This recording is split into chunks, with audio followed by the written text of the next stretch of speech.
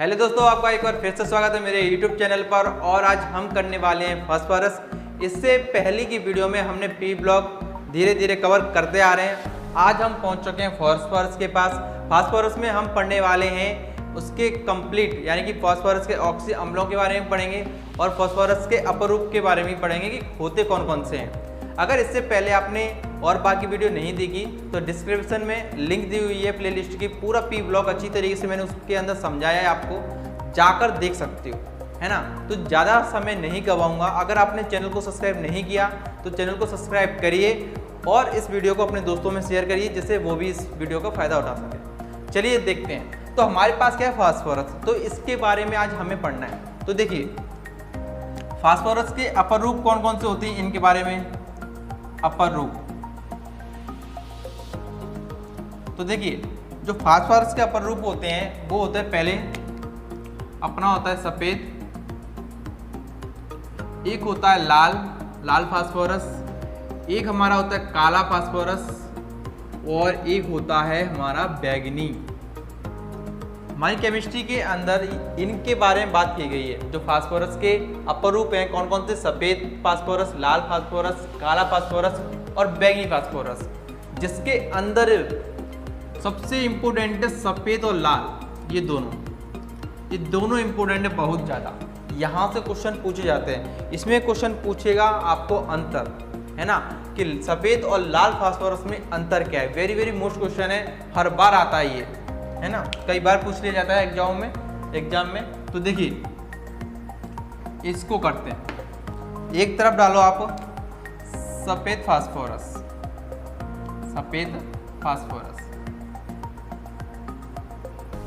और दूसरी तरफ हमें क्या डालना है, लाल फास्फोरस।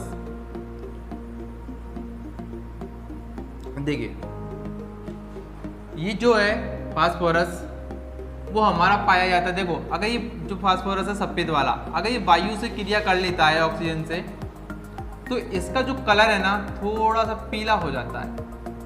कैसा हो जाता है, पीला हो जाता है ना। तो ये कहीं कहीं हमें कैसा दिखाई देता है, पीले कलर का, याद रखना, हल्का पीला सा। जो सफेद फास्फोरस है वो पीला हमें दिखाई देगा। तो यहाँ पे देखिए लाल फास्फोरस चॉकलेटी कलर का या लाल ही दिखाई देगा, है ना। तो यहाँ पर अपन लिख सकते हैं कि ये पीला, हल्का पीला होता है ये थोड़ा बहुत। तो ये कैसा होता है, हमारा लाल होता है। लाल तो नाम से ही पता चला है। और साथ में कैसा भी होता है, ये चॉकलेटी, है ना, चॉकलेटी कलर का भी पाया जाता है। तो यहाँ तक आपको क्लियर होगा। तो देखिए ये था एक पॉइंट। दूसरा पॉइंट ये है, जो सफेद फास्फोरस है, देखिए फास्फोरस जो होता है वो अपनी संयोजकता कितनी जैसा आता है, 4, है ना, अधिकतम। तो देखिए 3। मैंने पहले भी बताया था, ये नाइट्रोजन परिवार जब पढ़ रहे थे, सभी नाइट्रोजन परिवार अधिकतम ऑक्सीकरण संख्या क्या क्या दर्शाते हैं। एक तो -3 सामान्य तौर पर, +3 और +5 ये दर्शाते हैं। तो यहाँ पे देखिए, तो यह P जो है अपना फास्फोरस वो अपनी ऑक्सीकरण संख्या कितना दर्शाएगा, 3। पिछले वीडियो में मैंने आपको अच्छी तरीके से बताया। तो देखिए कैसे, ये सिंगल बॉन्ड से ये सिंगल बॉन्ड, ये भी सिंगल बॉन्ड और ये भी सिंगल बॉन्ड। अब यहाँ पे देखिए इसके कितने हो गए, 1 2, इस वाले के 1 बॉन्ड 2 बॉन्ड, तो ये इससे जुड़ जाएगा, है ना। इसके कितने, 1 2, 1 और 2, ये जुड़ जाएगा, फिर इससे 3, है ना। इसके देखो 1 2 3, इसके भी कितने हो गए, 1 2 3। तो इस प्रकार की ये संरचना बनाता है सफेद फास्फोरस, ठीक है। तो लेकिन ये लाल फास्फोरस इस तरीके से नहीं होता, ये बहुलक होता है। बहुलक का मतलब उसके फास्फोरस के अणु बहुत सारे होते हैं, है ना, बहुलक होते हैं ये। किस प्रकार, देखिए संरचना बिल्कुल ऐसी है लेकिन फर्क है। देखिए कैसे, जैसे कि इस प्रकार है इसकी संरचना, 1 2 3, है ना, इसकी भी 1 2 3। अब देखिए यहाँ पे इसकी 1, इसकी 2, तीसरी ये यहाँ पे हो जाती है, इसकी तीसरी ये हो जाती है। अब एक और अणु आ जाता है फास्फोरस का, P, इस प्रकार से, ठीक है। तो ये इसके साथ बना लेता है अपने बंध और ये बना लेता है इसके साथ, लेकिन ये इसके साथ बनाता है, ये P इस वाले P के साथ और P इस प्रकार। ये क्या बहुलक होते हैं, इस प्रकार ये जो फास्फोरस है वो जुड़ते चले जाएंगे, है ना, बहुत सारे। लेकिन इधर ऐसा बिल्कुल नहीं होगा। तो यहाँ पे ये यहीं पे बंद है, यानी जो P है इधर का वो आपस में ही क्या बना रहा है, बंद बना रहा है। तो देखिए इस वजह से क्या है, जो हमारा जो सफेद फास्फोरस होता है वो अधिक क्रियाशील होता है, अधिक क्रियाशील, और जो ये होता है कम क्रियाशील, कम क्रियाशील। तो दूसरी बात, अब देखिए इसमें जो बंध बना है, देखो आपस में बने सभी पी, तो यहाँ पे एक अणु दो अणु अलग अलग अणु है, तो यहाँ पे इस प्रकार बंध बनने हैं, तो यहाँ पे तनाव अधिक है ना। देखिए आपस में बने बेचारे दूसरे अणु से क्रिया कर ही नहीं रहे खुद के से, लेकिन ये बहुलक के रूप में पाए जाते हैं, तो एक अणु दो अणु तीन अणु ऐसे क्या है ये जोड़ते चले जाते हैं। तो इधर तनाव कैसा है, अधिक तनाव है, अधिक, और इधर तनाव कैसा है हमारा, कम है, ठीक है, अधिक कम तनाव लिख सकते हो आप। तो यहां तक आपको क्लियर होगा। चलिए आगे चलते हैं।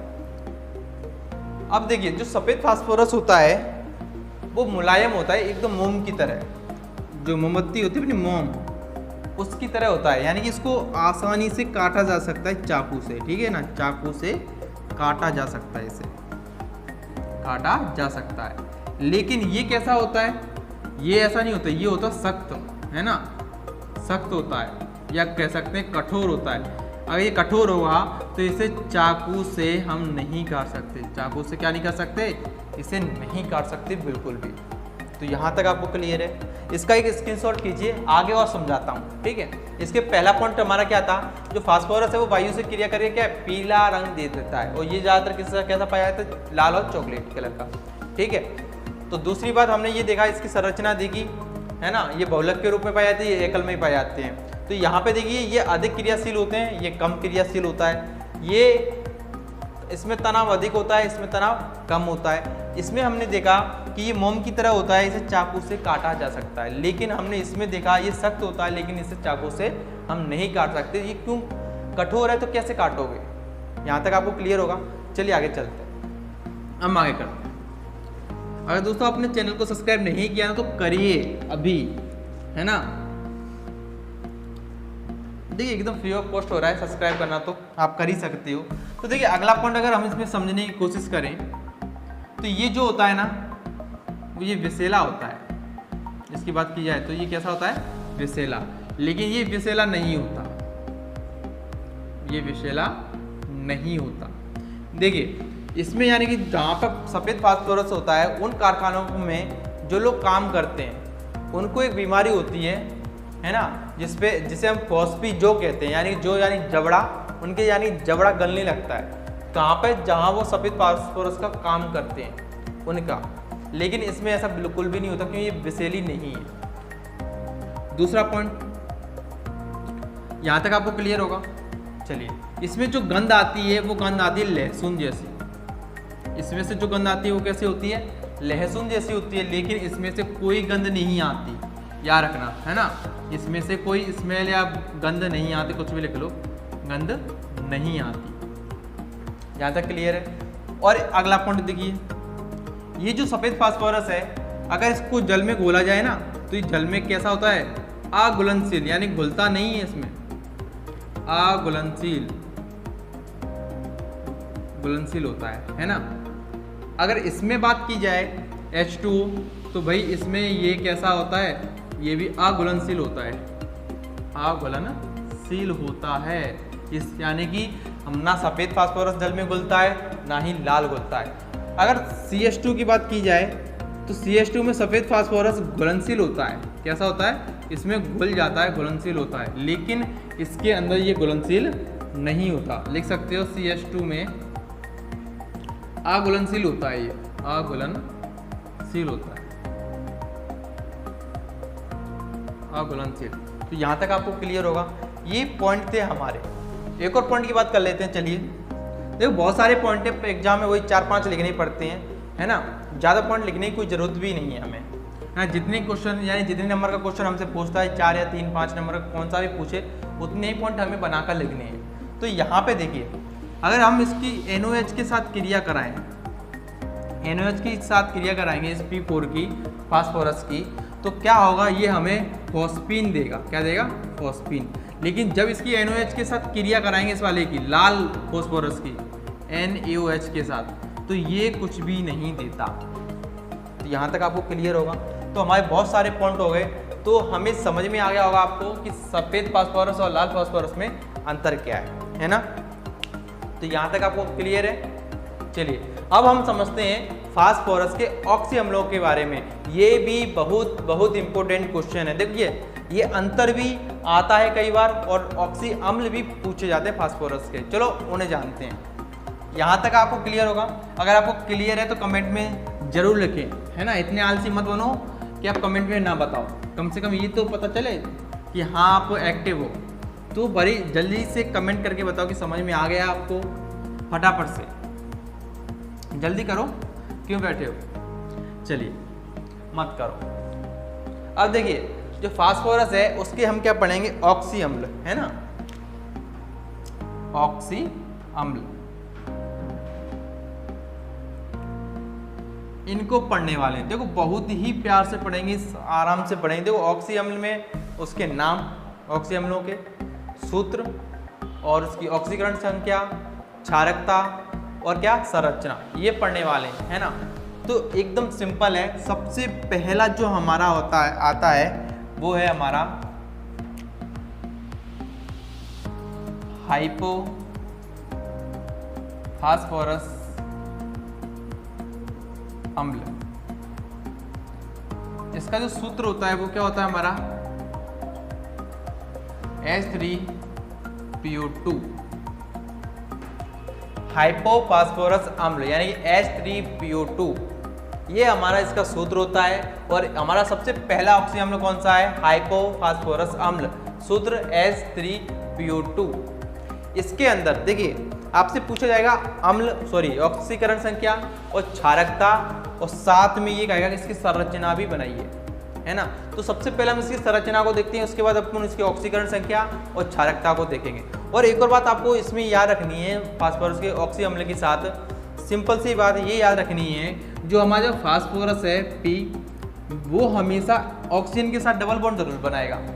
ये तो रहना ही रहना है। सबसे पहले हमें क्या करना है, जो फास्फोरस है उसके ऑक्सी अम्ल बनाना है, ऑक्सीजन से जोड़ना है डबल बॉन्ड से। सबसे पहले इससे ही करना है, उसके बाद जो बचेगा उसे हम कर लेंगे। तो देखिए P हमारे पास कितना है, 1। सबसे पहले ऑक्सीजन को जोड़ दो, तो ये लो। अब आप यहाँ पे देखिए हमारे पास हाइड्रोजन कितने हैं, 3। चलिए ठीक है। और ऑक्सीजन कितनी है, एक तो यूज हो गया, एक बच्चा है। तो एक कहाँ पे लगेगा, इसके साथ OH। तो यहाँ पे OH के जोड़े बनाने हैं, है ना। अब हमारे पास हाइड्रोजन कितने बचे, 2 हाइड्रोजन है, तो 2 को जोड़ दो इस प्रकार से। तो यहाँ पर आप देख सकते हो कि फास्फोरस की कितनी संयोजकता हो गई, 1 2 3 4 5 आराम से हो रही है ना।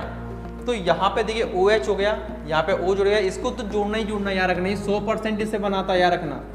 फास्फोरस अपने साथ एक ऑक्सीजन को डबल बॉन्ड के साथ जोड़ता ही जोड़ता है। तो पूरे जितने ऑक्सी अम्ल मैं आपको कराऊंगा तो उसमें सबसे पहले यही काम करना है। उसके बाद दूसरा काम करना है OH को, यानी जितने OH के जोड़े बनने हैं उसको लगाओ, उसके बाद जो बचता है उसे बाद में जोड़ दो। तो यहाँ तक आपको क्लियर होगा। तो यहाँ तक ये संरचना हमारी बन गई। तो अब इसके अंदर हम देखते हैं ऑक्सीकरण संख्या क्या होगी। तो ऑक्सीकरण संख्या मैंने कई बार आपको निकालना सिखाया है ना। तो ऑक्सीकरण संख्या किसकी निकालेंगी, जो फास्फोरस के ऑक्सीजन अम्ल है तो फास्फोरस की निकालेंगे ना, P के, इसके तो निकालना है। तो देखिए क्या सूत्र हमारा, H3PO2, जिसकी ऑक्सीकरण संख्या निकालनी है उसको हम मानते हैं x। तो P हमारा 1 है तो इसको मानेंगे x, है ना। हाइड्रोजन हमारे पास 3 है, इसके पास एक धनायन होता है, तो ये कितना हो जाएगा, +3। ये एक ऑक्सीजन पे होता है -2 और 2 ऑक्सीजन के पास हो जाए -4, 2 दूनी 4 बराबर में 0। 4 में से 3 जाएगा तो x - 1 बराबर 0 और x बराबर आएगा +1। तो इसमें ऑक्सीकरण संख्या क्या निकल के आ जाएगी, +1, है ना। देखो अगर एग्जाम में आपको पूछा जाता है कि 5 ऑक्सी अम्लों के नाम लिखिए, तो आपको इस तरीके से नहीं लिखना। अगर चाहो तो लिख सकते हो, कोई दिक्कत की बात नहीं है। अगर लिखना चाहे तो आप पहले क्या करना, सबसे पहले ऑक्सी अम्ल का नाम, है ना, ऐसे इस प्रकार से। दूसरा कॉलम बनाना आप सूत्र का, तीसरा कॉलम आप बनाना ऑक्सीकरण संख्या का, है ना। चौथा बनाना आप क्षारकता का, लास्ट में बनाना आप संरचना का, है ना। तो देखिए संरचना आपको बता दी मैंने, नाम आपको पता है हाइपोफास्फोरस अम्ल है, सूत्र मैंने बता दिया H3PO2 है। इसके बाद ऑक्सीकरण संख्या क्या है इसकी +1 के बाद यहाँ पे लिख देंगे। अब देखते हैं कि क्षारकता क्या होगी। सिंपल सी बात है, आपको एक ट्रिक बताऊं, जहां पर जितने OH आपको दिख जाए ना उतनी उसकी क्षारकता कर दो। देखिए कैसे, इसके अंदर OH का जोड़ा कहाँ पे दिखाई दे रहा है आपको, ये रहा, 1 है यहाँ पे, तो यहाँ इसकी क्षारकता कितनी होगी, 1। ये लो सिंपल क्षारकता ऐसे बतानी है आपको, बस OH की जोड़ी देखनी है ना। वैसे तो देखो यहाँ से H बाहर निकलेगा, यहाँ से नहीं निकल सकता है ना, तो यहाँ पे क्या है, ये ध्रुवीय हो जाते हैं। पहले भी बताया था, क्योंकि इसकी ऋण विद्युतीयता क्या होती है, अधिक होती है, तो ये क्या होता है, ये माइनस हो जाता है, इलेक्ट्रॉनों को ग्रहण कर लेता है, पास में माइनस, और ये हल्का सा प्लस हो जाता है। तो इसे ये क्या है, आसानी से इसको H को निकालना बहुत आसान होता है। तो यहाँ पर जहाँ पर आपको OH दिखे, सिंपल बात है, सब कुछ भूल जाओ, जहाँ पर OH दिखे आपको वहीं उसकी कितनी क्षारकता हो जाएगी, 1, है ना। तो यहाँ तक आपको क्लियर होगा। सबसे पहला क्या है हमारा, हाइपोफॉस्फोरस अम्ल। देखो इसको आप लिख के जितना देखोगे उतना ही याद होगा। अगर आप एक बार ये सोचते हो कि वीडियो को एक बार देखा याद हो गया, ऐसा नहीं होगा। एक बार देखिए, उसे लिखिए, पहले एक बार देख कर लिख लिए, उसको देखो एक बार क्या क्या नाम दिए हैं, फिर आपको उसको उतारना है, ठीक है ना। एक बार प्रैक्टिस करनी है, 2 बार प्रैक्टिस करोगे तो अच्छी तरीके से याद हो जाएगा, है ना। तो चलिए आगे चलते हैं। तो सबसे पहले ये हो गया हमारा नाम, सूत्र, संरचना, ऑक्सीकरण संख्या और क्षारकता हमने निकाल चुके हैं। तो यहाँ तक क्लियर है। चलिए आगे चलते हैं। तो दूसरा क्या है हमारा, दूसरा है हमारा फास्फोरस ओनली, फास्फोरस अम्ल। कहीं कहीं आपको इसके आगे आर्थो लिख के जरूर आ जाएगा, ठीक है ना, कहीं कहीं आर्थो, या सिर्फ यही लिख सकते हो फास्फोरस अम्ल, कोई दिक्कत नहीं है।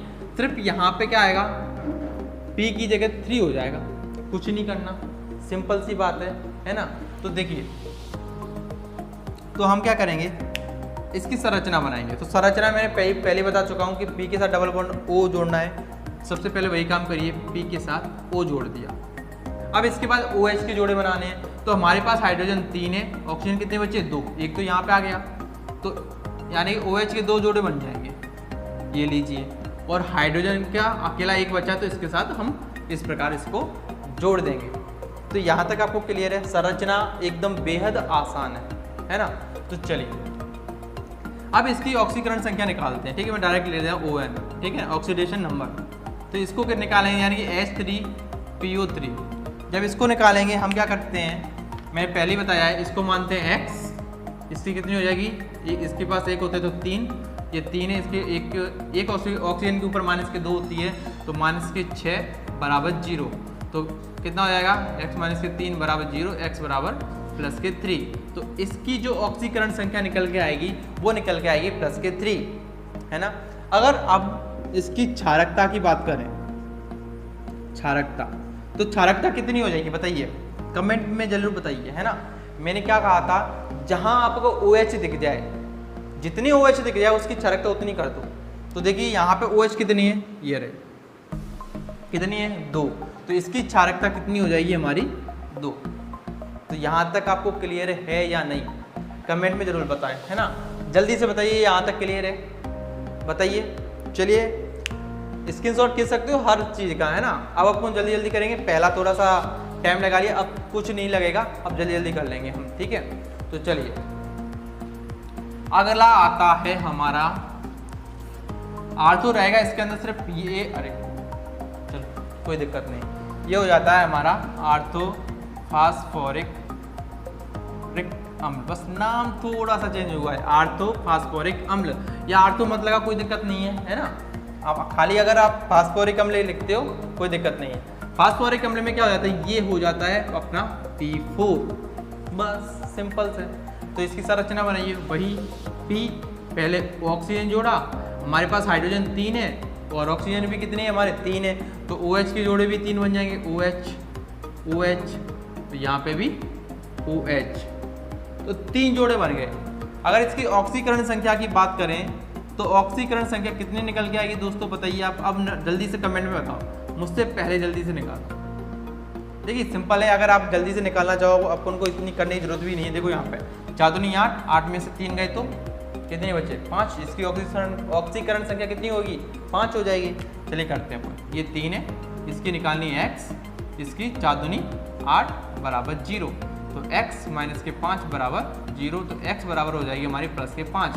तो इसकी ऑक्सीकरण संख्या यानी फास्फोरस की ऑक्सीकरण संख्या कितने निकल के आएगी? प्लस के 5, है ना। बहुत ही बेहद सिंपल है। अगर इसकी क्षारकता की बात करूं, क्षारकता कितनी होगी बताइए? 2 होशियार हो गए, बताइए कितनी है? तो OH की जोड़े देख लो ना कितनी है, यहाँ पे 3 है, तो इसकी ऑक्सीकरण क्षारकता कितनी हो जाएगी? 3 हो जाएगी। तो यहाँ तक आपको क्लियर है या नहीं? तो हमने कितने देख लिए? 3 ऑक्सीकरण देख लिए, है ना। ऑक्सी हमने देख लिए, सॉरी कितने देख लिए? 3। अब औरों की बात करते हैं हम आगे, ठीक है। तो देखिए यहाँ तक मैं आपको मिटा देता हूँ इस चीज़ को, ठीक है। तो देखिए अगला कौन सा है बताइए, कमेंट में बताइए अगला कौन सा है। अगर आपने शायद पढ़ा हो तो बताइए कौन सा है अगला, यानी कौन सा है? चौथे नंबर का। तो चौथे नंबर का आपको बताना है कि कौन सा है, जल्दी से बताइए। तो देखिए अगला है हमारा वही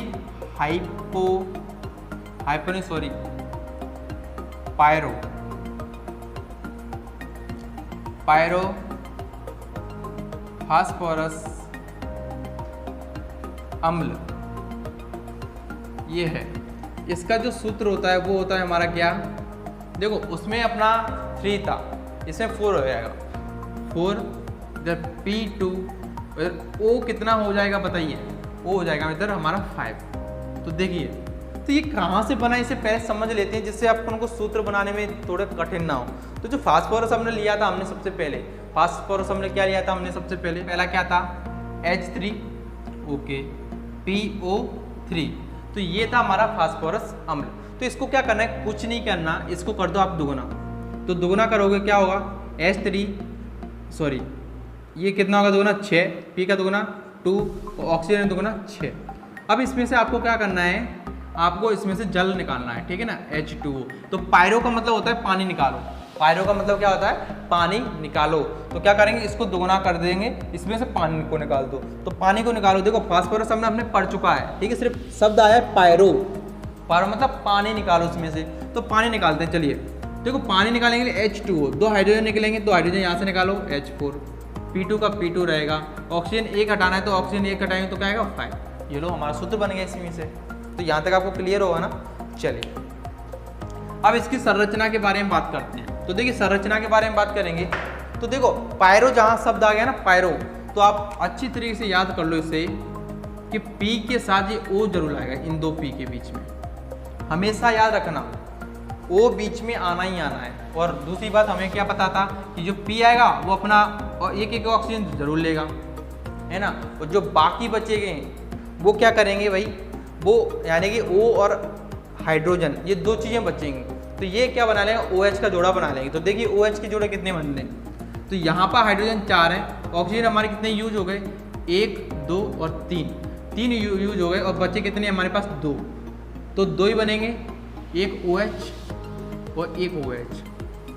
यहाँ तक बन गया। तो हमारे हाइड्रोजन कितने हो गए? 2 यूज हो गए। अब हमें कितने हाइड्रोजन जरूरत है? 2 बचे हमारे। तो इसमें एक H यहाँ पे लग जाएगा, एक H यहाँ पे लग जाएगा। तो ये हमारा हो जाता है कंप्लीट इसका स्ट्रक्चर। बहुत ही आसान है ना। पायरो याद रखना है, पायरो POP, है ना। इसके बाद जो P है वो अपना ऑक्सीजन तो लेगा ही लेगा डबल बॉन्ड से, जो बचा है हमारे पास वो OH में बन जाएगा, तो OH ही हो गए, और जो बाकी बचे हुए हैं वो हम इसको जोड़ देंगे इस प्रकार से। तो क्लियर है? बहुत ही आसान स्ट्रक्चर बना। अगर हम इसकी ऑक्सीडेशन नंबर की बात करें, ऑक्सीकरण संख्या की, तो देखिए कैसे निकालेंगे? H4P2O5। हमें पता है हमें क्या करना है, जिसकी निकालनी होती है हमें उसे X मान लेते हैं। और ये कितने हमारे? 2 हैं हमारे पास फॉरस, तो 2 लिख लिया। हाइड्रोजन हमारे पास 4 है, एक के पास प्लस के 1 होता है। अब तो आप सीख ही गए होंगे, इसके माइनस के 2 होता है ऊपर, तो 5 ऑक्सीजन है तो 10 हो जाएंगे बराबर 0। ये कितना आएगा? 2x, 4 इसमें से जाएंगे तो माइनस की 6 बराबर 0, और 2x बराबर प्लस की 6 और 2 से जाएगा x बराबर प्लस के 3। तो इसकी जो ऑक्सीकरण संख्या निकल के आई वो कितनी निकल गई दोस्तों? प्लस के 3। यहाँ पे क्लियर है? अगर इसकी क्षारकता की बात की जाए तो क्षारकता बताइए कितनी निकल के आएगी यहाँ पे? तो क्षारकता मैंने क्या कहा? OH जहाँ पे दिखता है उसकी उतनी ही क्षारकता होती है। तो यहाँ पे देखिए OH कितनी? 1 और 2, तो इसकी क्षारकता कितनी हो जाएगी? 2 हो जाएगी। तो यहाँ तक क्लियर है। तो हमारे कितने ऑक्सी अम्ल हो गए? 4 कंप्लीट कर चुके हैं। इसमें हमने कुछ नहीं रटा, सिर्फ आपको नाम और सूत्र आना चाहिए और बाकी सारी चीज़ तो बहुत ही आसान है ना। तो चलिए आगे चलते हैं। ये हमारा हो गया है। अब हम बात कर लेते हैं आगे की, ठीक है। तो इसे मैं मिटा देता हूँ। अब हमारा आता है एक और नाम है हमारा इसका हाइपोफास्फोरिक अम्ल। क्या है हमारा? हाइपोफास्फोरिक अम्ल। तो इसमें कुछ नहीं है, ये 5 है तो ये यहाँ पे हो जाएगा 6, बस इतना ही है। तो चलिए इसे बनाते हैं। अब देखो इसके अंदर पायरो शब्द नहीं जुड़ा, याद ना, पायरो नहीं जुड़ा तो इसमें बीच में ऑक्सीजन नहीं आएगा। तो P के बीच में, इन दोनों बीच में एक बॉन्ड बन जाएगा बस। अब इसे करते हैं। ये P अपना ऑक्सीजन लेगा, ये भी लेगा, ठीक है। अब हम हमारे पास जितने बचे वो OH में बदल जाएंगे। तो देखिए ऑक्सीजन हमारे पास कितनी है? बचे 4। हाइड्रोजन हमारे पास कितने बचे? 4। तो बराबर है, कितने जोड़े बन जाएंगे? एक OH ये ले लेगा, एक OH ये ले लेगा, है ना। एक OH ये लेगा, फिर एक OH ये लेगा, तो ऑक्सीजन हो गए पूरे, हाइड्रोजन भी हमारे पूरे हो गए। तो यहाँ तक आपको क्लियर है। तो अब देखिए अगर इसकी ऑक्सीडेशन नंबर निकालें, ऑक्सीकरण संख्या, चलिए निकालते हैं। H4P2O6 अगर आपने निकाली तो जरूर कमेंट करें, ठीक है। जल्दी कमेंट कर दिया करो जिससे आपको ये समझ में आएगा, हाँ आ रहा है हमें समझ में, है ना, जल्दी। तो देखिए यहाँ पे 4 हाइड्रोजन, P कितनी है? 2। तो इसका तो निकालना तो x मानेंगे उससे, इसकी कितनी हो जाएगी? -12 बराबर 0। तो देखिए 4 अगर 12 में से जाएगा तो कितना आएगा? -8 बराबर 0। और 2x बराबर ये प्लस की 8 हो जाएगा, 2 से ये कट जाएगा तो x बराबर आएगा +4। तो इसकी ऑक्सीकरण संख्या कितनी निकल के आएगी? +4। अगर इसकी क्षारकता की बात की जाए तो क्षारकता कितनी हो जाएगी बताइए? 1, 2, 3 और 4। तो इसकी क्षारकता हो जाएगी 4। यहाँ तक आप सभी को क्लियर है या नहीं? कमेंट करके जरूर बताएं जल्दी से। चलिए हो गया। आगे एक और देख लेते हैं। ये अपना 5वां नंबर था शायद, है ना, 5वां ही था। तो अगला देख लेते हैं। और आखिरी है हमारा ये ऑक्सी अम्ल। इसको इसके बाद कुछ भी नहीं बचता, इसके बाद यानी ये 6वां है। तो अगला कौन सा हो जाएगा हमारा? कुछ नहीं, इसमें आ जाएगा पायरो। क्या शब्द आएगा? पायरो। तो इसका नाम हो गया पायरोफॉस्फोरिक अम्ल। तो इसका सूत्र बन जाएगा क्या? 7। ये लो हो गया। इसमें 6 था, इसमें 7 आ गया। तो इसमें देखिए जो हमारा फास्फोरिक अम्ल था क्या था? H3PO4 ये था। तो इसका भी क्या करना है? हमें दुगुना करना है। अगर इसको ये वाला सूत्र देखो कैसे आया, पायरो का मतलब पानी निकालो, तो इसका दुगुना कर दो 6, P2 इसमें 8 आ जाएगी। और इसमें से जल निकालो H2O। तो देखिए हाइड्रोजन कितने निकलेंगे? 2। तो होगा H4। P तो अपने पास 2 ही है ही। ऑक्सीजन कितना निकला? 1। तो ये हो जाएगा O7। तो इस प्रकार से हमारा ये सूत्र बन जाता है। हो गया यहाँ तक क्लियर? चलिए अब इसकी संरचना के बारे में बात करते हैं। संरचना बनाइए। देखिए पायरो शब्द आ चुका है। पायरो मैंने पहले बता चुका हूँ, बीच में O आ जाएगा 2 P के बीच में। ये P ये लो हो गया। और हमें पता है एक P अपना क्या लेगा? एक ऑक्सीजन लेगा। तो भाई इसको भी दे दिया हमने, ये लीजिए। अब क्या होगा? जितना बच्चा है जितने हो सके OH बना लियो, है ना, OH का जोड़ा बनाते हैं। तो यहाँ पे देखिए कितने हो गए? 1, 2, 3। तो 3 ऑक्सीजन यूज हो गए। हमारे पास कितने बचे हैं भाई? 4 बचे हैं। तो भाई 2 बन जाएंगे, सभी के 4 बन जाएंगे। 2 इसमें लग जाएंगे, 2 इसमें लग जाएंगे OH। तो यहाँ तक आपको क्लियर है? तो ये बन गई संरचना। ऑक्सीडेशन नंबर निकालो, तो जल्दी से निकालो। चलिए तो यहाँ से अपन निकालते हैं। देखो 7 दूनी 14, चल निकाल ही देता हूँ मैं आपको, ठीक है ना। वैसे देखो अगर आपको निकालना है तो यहाँ से जल्दी निकाला करो। देखो कैसे निकालेंगे, अपन को पता होना चाहिए ऑक्सीजन के ऊपर माइनस कर दो। तो 7 दूनी 14, ये प्लस के होते तो घटा दो 4 को। 14 में से 4 गए तो कितने बचे? 10। और 10 में 2 का भाग दे दो, कितनी आ गई? 5। तो इसकी ऑक्सीकरण संख्या जो निकल के आएगी वो है हमारी +5। अगर नहीं पता तो मैं आपको निकाल के दिखा देता हूँ, है ना। अब तो सीख ही गए होंगे। इसकी 4, इसकी 2x, इसकी 14 हो जाएगी बराबर 0। ये इसमें से 4 इसमें से घट जाएगी तो 10 बराबर 0। 2x बराबर ये हो जाएगा +10, 2 से ये चला जाएगा तो हो जाएगा +5। तो इसकी ऑक्सीकरण संख्या निकल के आएगी प्लस के 5। अगर क्षारकता की बात की जाए तो क्षारकता कितनी होगी, 1 2 3 4, जितने जोड़े OH के आपको मिल जाए उसकी क्षारकता उतनी हो जाती है। तो यहाँ पर इसकी क्षारकता हो जाएगी कितनी, 4। तो यहाँ तक होता है हमारा कंप्लीट। हमने फास्फोरस से ऑक्सी हमने पढ़ लिए और अपर रूप भी पढ़ लिए, दोनों चीज़ कवर कर चुके हैं। तो अगर आपको वीडियो कैसी लगी है तो कमेंट करके ज़रूर बताएं। अगर पसंद आई है तो चैनल को कर दीजिए आप सब्सक्राइब, अपने दोस्तों को भी इसे करिए शेयर। तो मिलते हैं अगली वीडियो में। बाय बाय, टेक केयर, अपना ख्याल रखिए और मस्त रहिए। चलिए बाय बाय।